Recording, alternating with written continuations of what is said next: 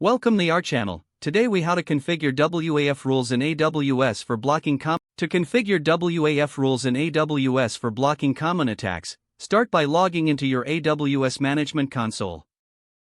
Navigate to the AWS WAF and Shield section.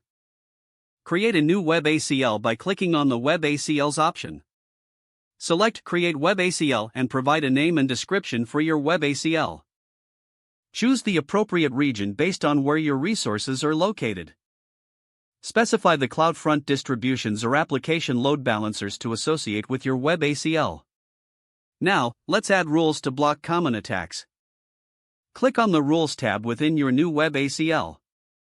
Select Add Rules to begin configuring your attack prevention measures. For SQL injection protection, choose Add Managed Rule Group. Select AWS Managed Rules and then Common Rule Set. This will help protect against SQL injection attempts. Next, to block cross-site scripting attacks, add another Managed Rule Group. Choose AWS Managed Rules again and select Known Bad Inputs Rule Set. This rule will help mitigate XSS threats. To manually create custom rules, return to the Rules tab. Click on Add My Own Rules and Rule Groups. Choose Rule Builder to create a custom rule. Set a name for your custom rule addressing the specific attacks you want to block. Define your conditions depending on the type of attack. For example, if you're blocking specific IP addresses, configure the rule with the IP match condition. Add the specific IP addresses or ranges you want to block. Next, determine the action for your custom rule. Choose Block to deny requests that match your rule. Review all the rules you've created. Ensure the conditions and actions align with your security requirements.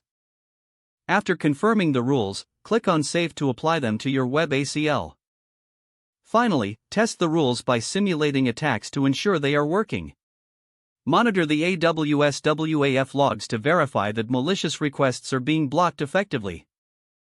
If the page does not load, refresh the browser or try again in a private or incognito window.